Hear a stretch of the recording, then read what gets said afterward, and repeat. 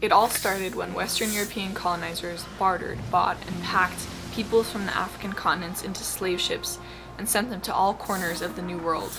In the 13 colonies, this labor force built the foundation for a rapidly growing American agricultural economy. Southern states would soon come to rely entirely upon this source of free labor to keep their economy growing at the amazing pace at which it grew. It was not only slavery that helped build the country we now live in, but the land itself was stolen from the native inhabitants of America. The justification for this was coined in 1845 as manifest destiny, a widely held cultural belief used by American imperialists to justify this barbaric cruelty. As colonization continued west, more and more Native American peoples were forcibly removed from their homelands to areas of the country not suited for settling, and their lands were repurposed for more plantation crops, which meant more slave labor to work the fields. When political representation in Congress was discussed in 1787, Southern and Northern delegates reached a compromise where each slave would be counted as 3/5 of a man. Keep in mind, however, these are the very same delegates who created a government that specifically states, "We hold these truths to be self-evident, that all men are created equal, that they are endowed by their Creator with certain unalienable rights, that among these are life, liberty, and the pursuit of happiness," and then detains, interns, enslaves, and murders its own people of color by the authority of the state for most of its history, that government has become the very thing the 13 original colonies fought to separate from. Although the ideas and documents that structure the laws of this nation are some of the greatest political theories ever created, our implementation of the Constitution's framework into law and practice, especially concerning race and sex equality, was flawed. It was a human rights disaster, and the implications of these racial disparities we are now feeling today. Many people make the argument that racism ended long ago and that people of color have the exact same opportunities that whites do today, but that's not true. Racism embedded itself into the very fabric of American society over many generations and will take many more generations to work itself out. How can we possibly expect something so insidious that was with us for more than 400 years on this continent to clear out in just decades? Legally, the 13th Amendment abolished slavery, but during Reconstruction, Southern politicians began a campaign to intimidate Black people to suppress their voting. Extensive voter fraud was also used, and Southern politicians gradually regained power. These Southern attitudes and legal practices created the system of Jim Crow. When Jim Crow was finally dealt with during the Civil Rights Movement of 1965, the oppression of African Americans and the attempts to keep them enslaved was reconstructed into a practice that polite white society could ignore: the overwhelming rate at which African Americans are incarcerated in America. This is modern-day slavery. This is racism redesigned. Are you questioning those statements? Do you want proof? Because I have plenty. So let's get into it. Slavery was abolished in 1865 when the 13th Amendment was adopted. It reads, "Neither slavery nor involuntary servitude, except as a punishment for a crime, whereof the party shall have been duly convicted, shall exist within the United States." This punishment for a crime was a loophole used by white society to once again lock up African Americans and return them to a condition all too similar to slavery. In response to the 13th Amendment, according to the Equal Justice Initiative, Southern state legislatures passed Black Codes, which were new laws that explicitly applied only to Black people and subjugated them to criminal prosecution for minor offenses like loitering, breaking curfew, and not carrying proof of employment. These new laws were crafted to turn African Americans back into slaves, and it worked. For the first time in US history, many state penal systems held more Black prisoners than white, when Blacks made up only 14% of the population. And each of these convicts could be leased for profit. Prisoners were sent to private railways, mines, and even large plantations. While states profited off of the imprisoned, these African Americans earned no pay, faced inhumane, dangerous, and often deadly work conditions. This convict leasing was the start of mass incarceration.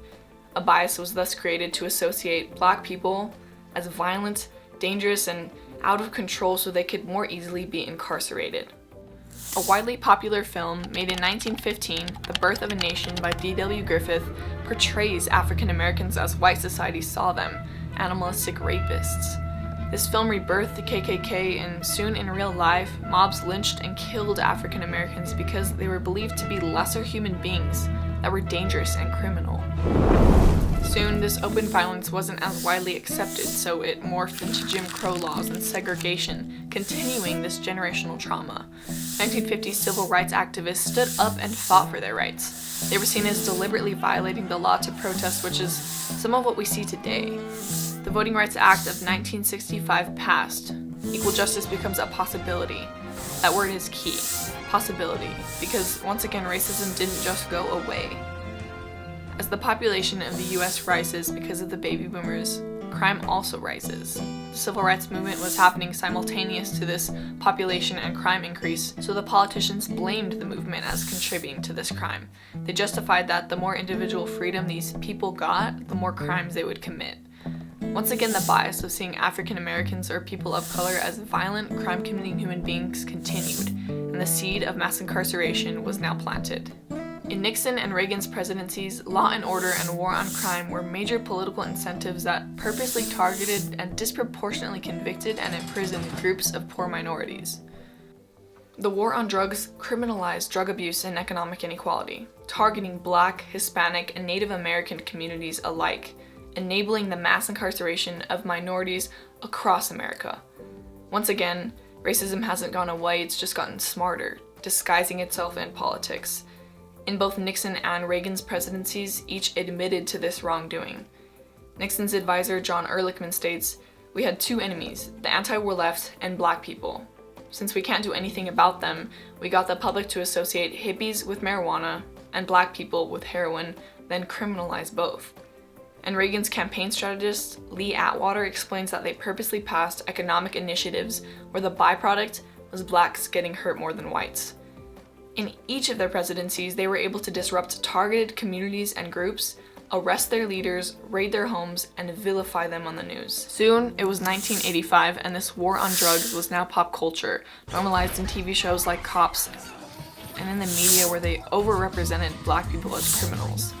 At this point, we are decades into America thinking people of color, particularly African Americans, are criminals. Crime then becomes a major focal voting point. Every candidate was already harsh on crime, so to win you had to go even further. Bill Clinton scored cheap political points from a broken industry and passed policies that were even harsher on crime. Laws that went even further on a system that was already built to discriminate against a group of minorities. He introduced bills like the 3 strikes and you're outlaw, where on your third violent crime, you're put away for good.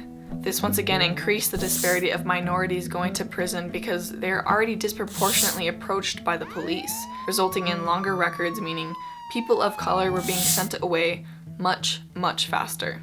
African Americans are incarcerated at 5 times the rate of whites, even 10 times in 10 states.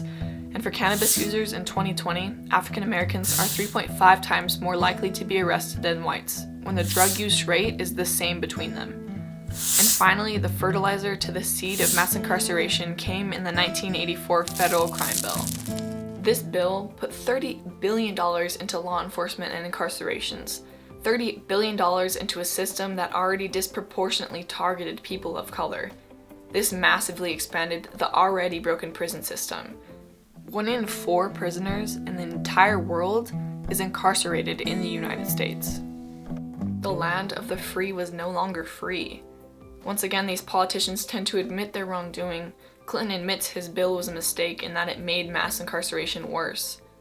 Other than eating up people of color, our criminal justice system dehumanizes and numbs the imprisoned. Our system has too many laws that unfairly lock people up for too many offenses, giving sentences that are too harsh, putting people in prison where there is little to no rehabilitation effort. And when they get out, their ability to get jobs, student loans, business license, food stamps, and life insurance are hindered. Poverty is a product and outcome of incarceration. Now let me say that again. Poverty is a product and outcome of incarceration. They lose the right to vote. Their citizenship is stripped from them. It sure sounds like Jim Crow is legal once you've been branded a felon. This is the redesigned racism I was talking about. This is modern day slavery. The 13th Amendment's dangerous loophole to this day still permits the enslavement of prisoners who continue to work without pay in various public and private industries. Now, if you need a recap on the history of how systemic racism began to control our systems, I'm gonna put up these charts. Pause the video, go over the information, analyze the steps that were taken, but remember, we got here on purpose. This system was built to purposely target certain groups of people, and this police violence reflects this. It shows a much larger, brutal, and broken system of racial and social control.